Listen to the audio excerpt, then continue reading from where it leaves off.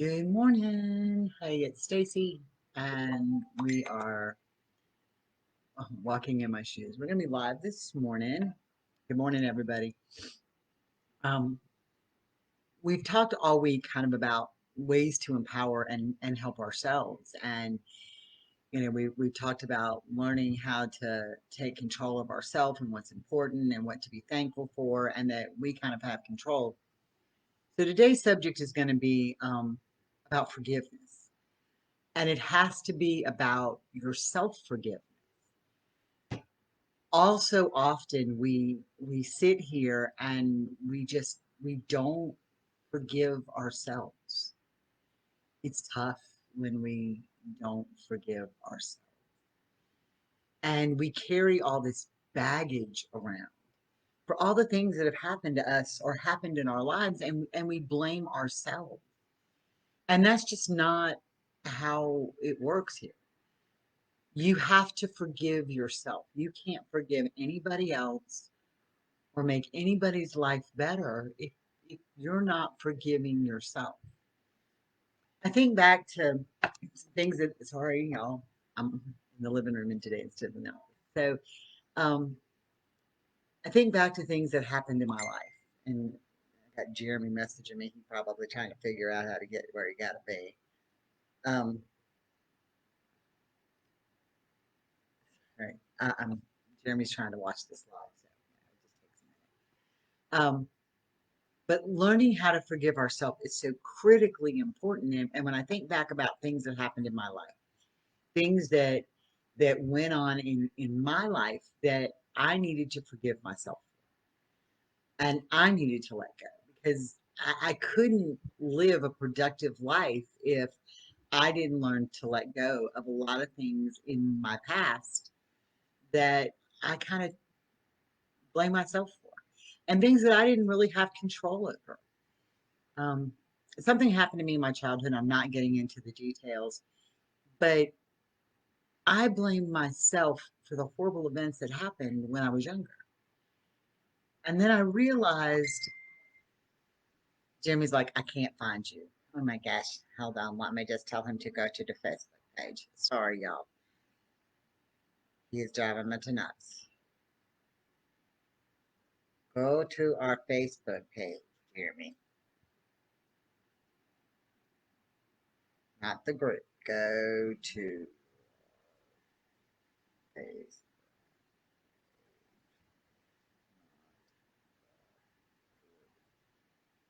Yeah, sorry. Anyway, now that I got him all situated. We're talking about forgiveness. I'll have to figure this out on his own for the next half an hour. Otherwise, he can watch the replay. Um,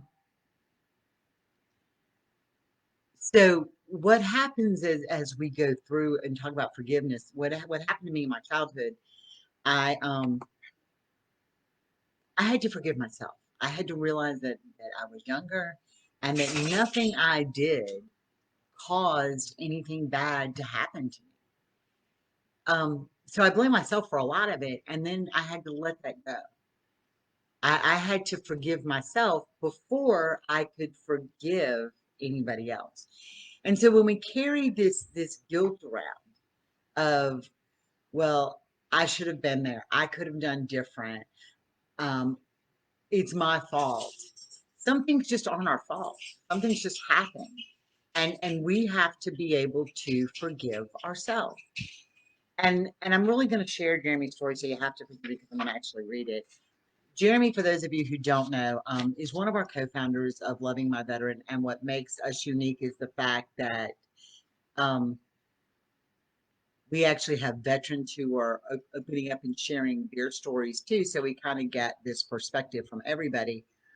And Jeremy gave me a whole folder of his personal stories and journal things that he wrote along the way for me to share on our pages and on our website. And now that our website is evolving, there'll be a lot more on there. Jeremy does a place called Dust Off. And Dust Off, for those of you who are not in the Army or not familiar, is the actual act of when a soldier is wounded on the battlefield, the emergency evacuation to get him out when the helicopter comes and grabs him and goes and saves their lives. So that's where Jeremy's little corner become dust off, and he's about helping save the other veterans' lives and being their buddy and being their rescue helicopter. So Jeremy wrote this incredible story, and it's called The Cross I Bear. Just bear with me while I read this because I think it is so empowering. And it says, there are so many things that I hold on to, never able to say to others. What would they think of me? How would their opinion change? The things I did can never be undone. Those hurt by my decisions, I can never apologize to. I can't take the gun out of Tom's hand. I cannot bring him back. There is no penance for me. My decision and my actions put the gun there. I could not save you on the drop zone when your chute did not open, nor can I rid myself of the horrible sound it made when you hit the ground. I could not do enough first aid to fix your wounds or enough CPR to save your life. I cannot unhear you begging me to tell your wife how much she meant to you.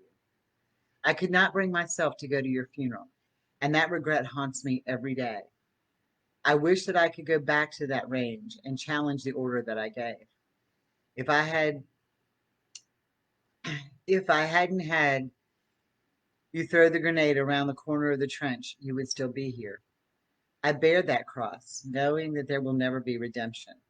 How could I possibly redeem myself? How could I atone for my sins?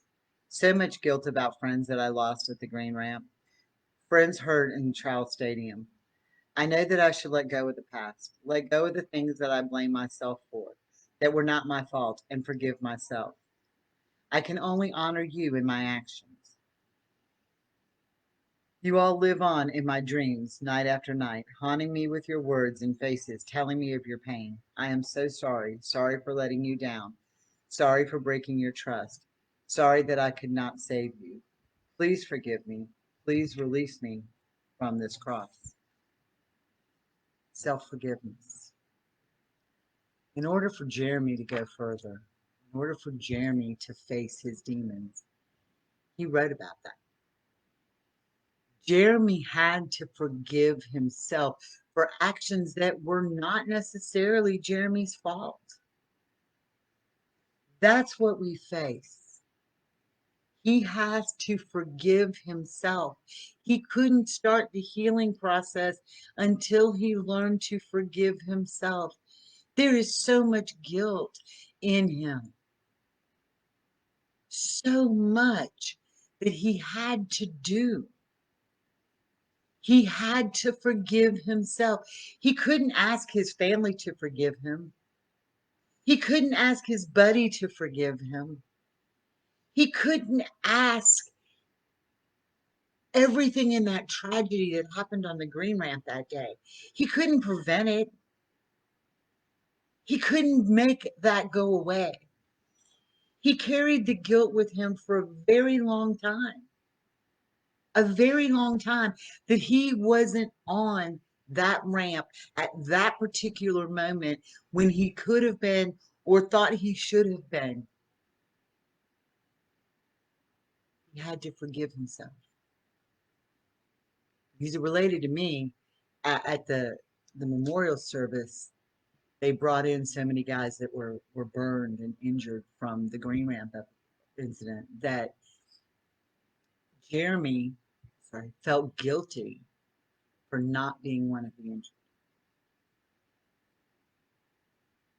I think when we look at that perspective going forward, when we look sometimes at what our veterans face, that how are they alive and their buddy not? How are they the ones who come home with all their limbs and their buddy doesn't? How did the decision that they made in their minds, how did that decision hurt or do something to somebody else? And the reality is that one, they were doing their job. Two, they were carrying out an order. And three, when you're over there in that situation, people are coming at you with guns, and you have to do your very best to defend that. It's not your burden to carry. But until you forgive yourself, it's not going to go away. You can't move forward.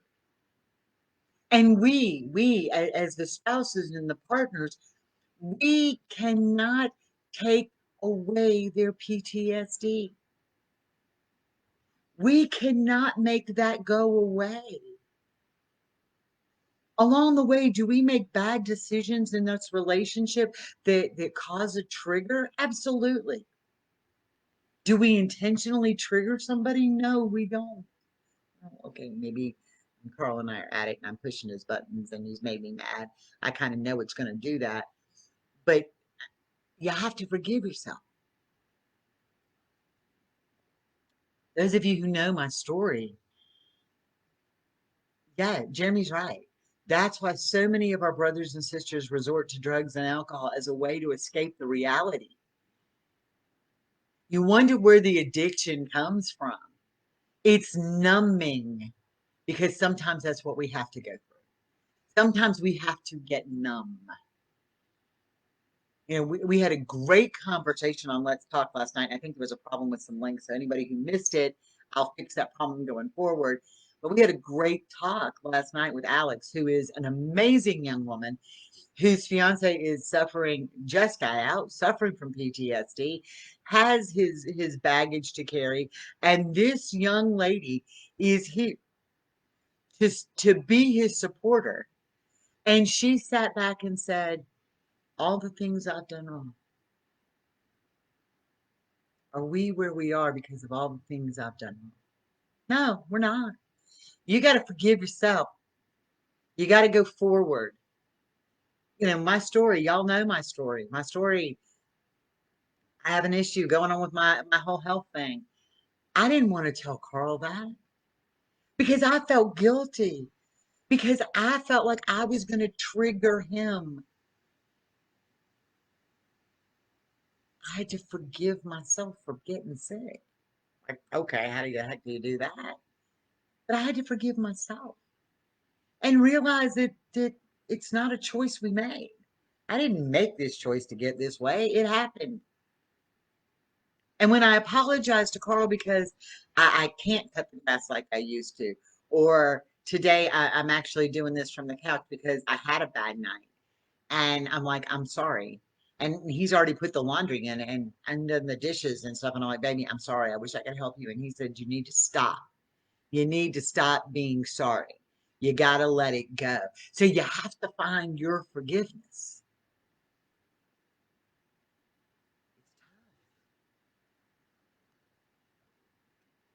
There was a girl today on one of the support groups talking about her husband going back to alcohol. And she just didn't know how to help him anymore. And what did she do? First of all, addiction, and I'm just going to say this. I was married to an addict years and years and years ago. Addiction is their disease. Absolutely their disease. You can't un you can't make an addict not be an addict. That's got to be their choice. But when they make that choice to get clean and sober, you can't also drag them to the bar because that's where you want to hang out with your friends and expect it to be good. You know, that's kind of a thing that just doesn't work. And if you're dragging him to the bar with you so you can hang out with your friends and he starts drinking again, maybe you need to own a little bit of that going on. But as far as stressors go, and what did I do to make him drink, or what did I do to make this? You didn't do anything. Forgive yourself. You can't heal if you don't forgive yourself. Jeremy's going to tell you that over and over and over and over again. You can't heal till you forgive yourself. Carl shares things with me, not the details so much.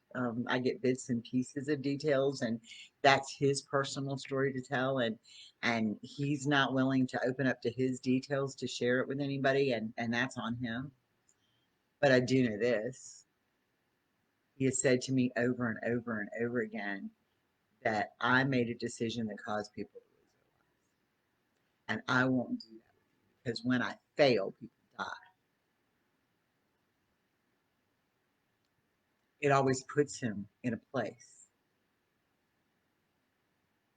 It always puts him in a place. Well, the reality is Carl's got to forgive himself. He's not going to move past that place till he forgives himself. And Jeremy is on here giving me all these little tidbits back and forth. You also have to realize that when you get when they get triggered, they have to do what they need to do to find their life. They have to be the ones to do it. They have to be the ones who find their light. And it isn't always on us, the spouses or the kids. Everybody reacts different. I'm reading this word for word. Everybody reacts different. That sometimes you just have to let them go and come back from where they are. Another thing that Carl had been in a deep spot, and he told me it was coming. And all I did is sit there and be there with him. And all I did was look at him and say, I can't help you, and I wish I could. Just promise me you'll come back. And that is all I can do. Yeah. Carl is so protective of me because it's his way of atoning for what happened. He takes everything with me. It's like it's his mission. His mission is to protect me at all costs. His mission is to protect me completely. And Jeremy was with us and we were at the lake, and I'm terrified of heights. I'm like the paratrooper that's on here with us. I'm terrified of heights. And I was jumping off of the I've always wanted to jump off the boathouse next door to my mom's. And I'm terrified of it. And so Carl has no fear of anything. Okay, so I'm just telling you, he jumped in and he's like, come on, baby, you can do this. And I was terrified. And I just looked at him dead in the face and he said to me, I've got you. It's me and you, and I'm not going to let anything happen to you. And I jumped off. And he, at that moment, a lot of things changed for him and me. At that moment, he knew he protected me. He helped me overcome my fear. He has his own sense of forgiveness. I overcame my fear. I let my past go at that moment. So when we talk about our own forgiveness,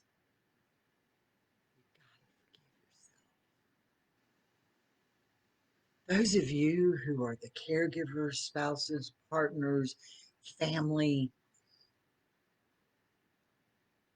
you didn't cause the PTSD. You didn't cause it.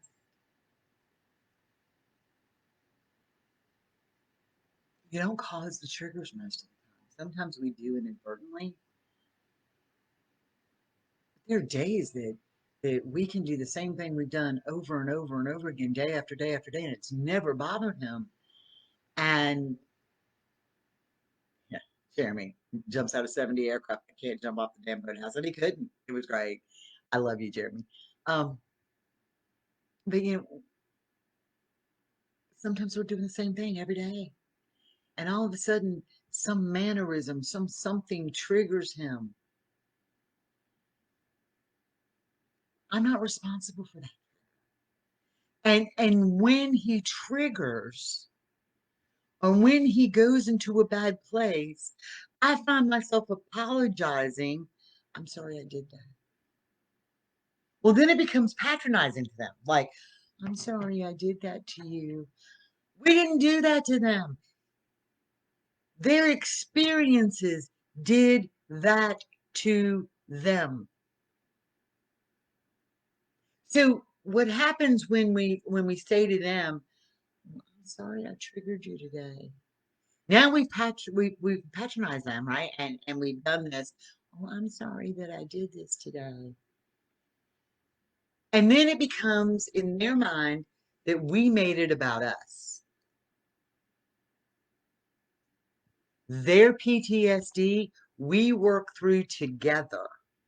But their PTSD is them. It is what they experienced. It is what they went through. It is what they have to work out. It is what they've got to deal with in their own way, with their own tools that are different from each other's, that are different from ours. I do things different than Carl does.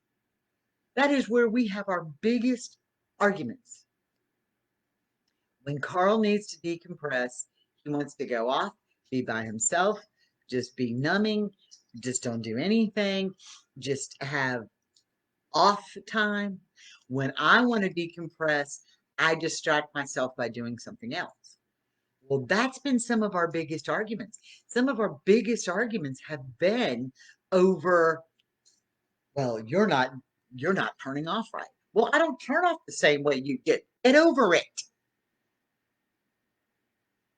But I can't apologize to him and say, I'm sorry that I don't turn off the same way you do.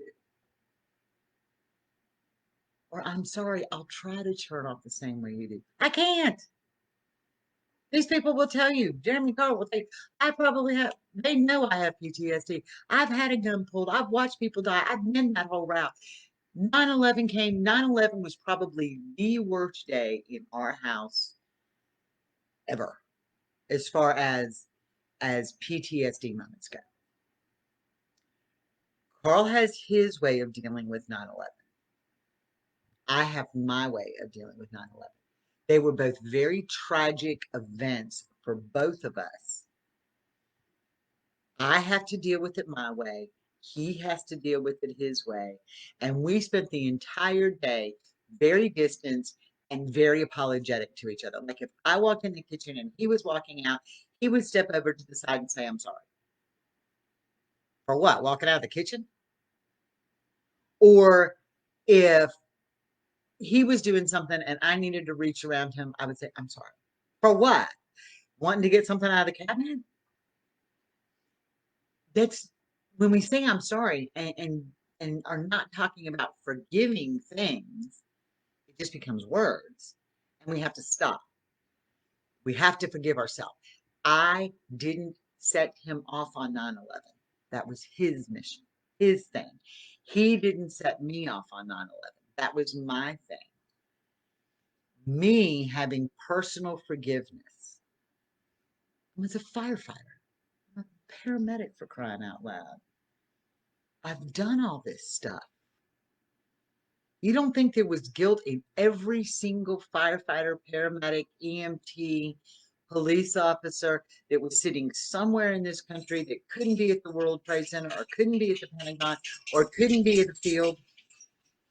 We all carried that. We all felt guilty because we had brothers and sisters die there. We had to let that go.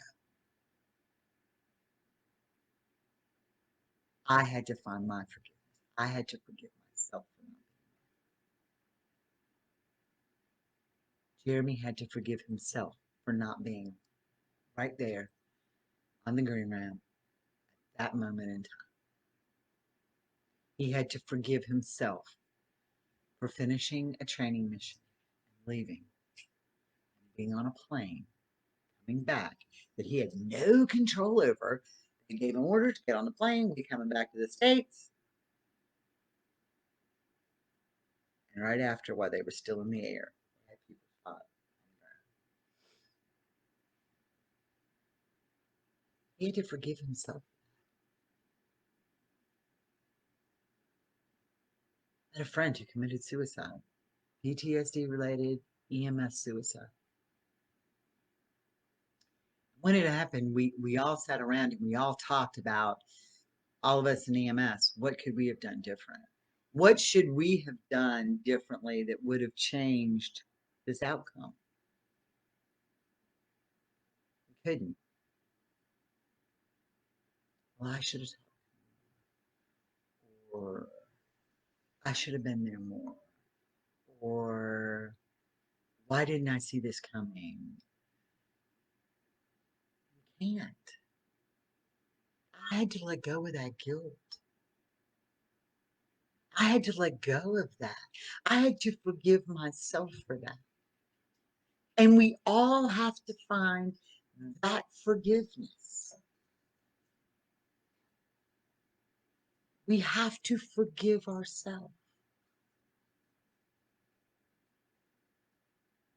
COVID's been probably some of the worst things that these people in the world talk about.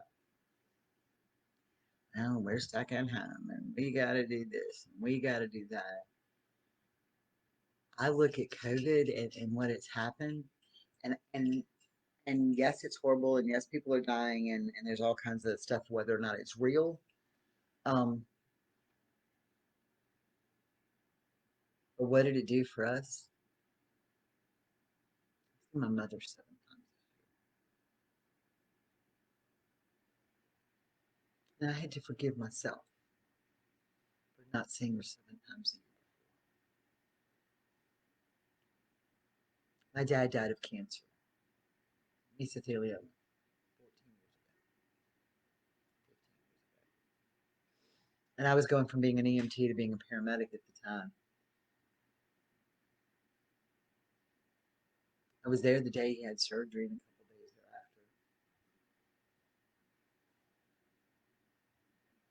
thereafter. I was with him the week before he died. The 18-month journey, there. I had to forgive myself this year for that. I sat with my mom and I cried and I said, I am sorry I wasn't there. It wouldn't have cured his cancer.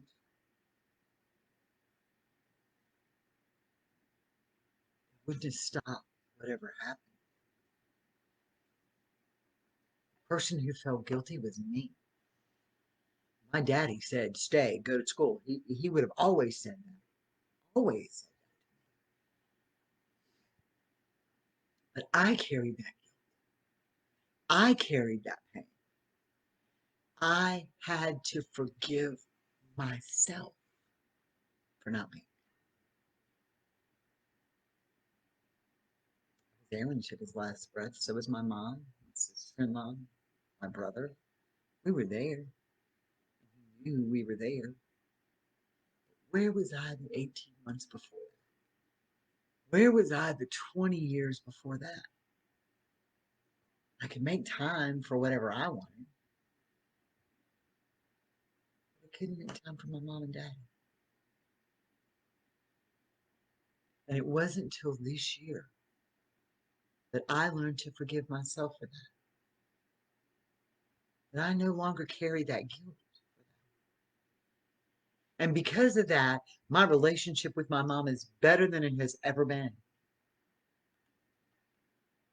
I am not angry like I used to be. Because y'all know that having resentment causes massive anger.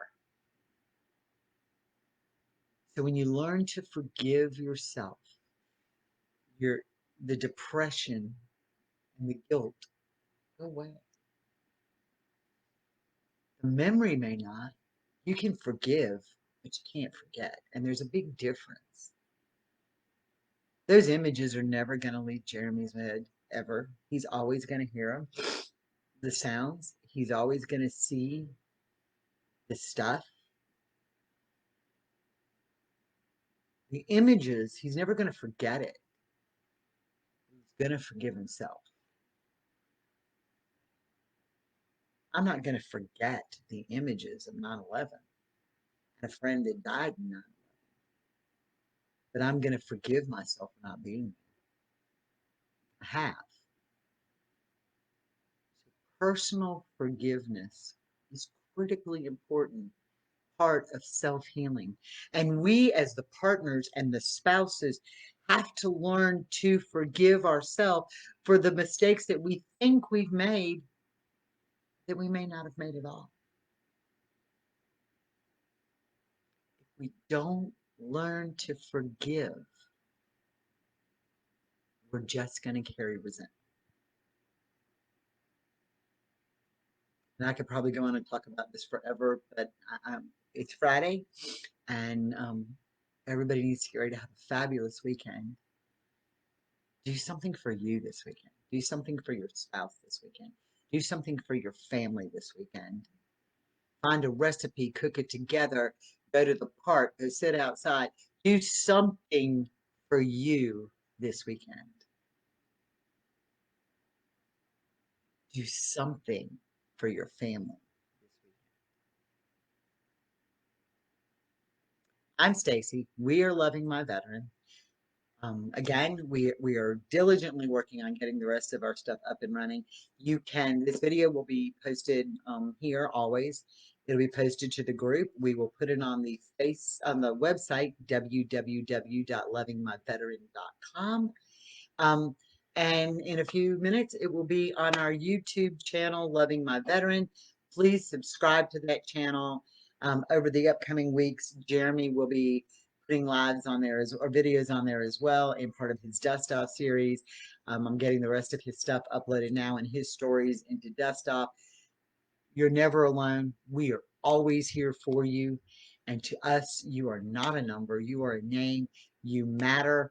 Everybody have a great weekend, and I will see you all on Monday. Bye.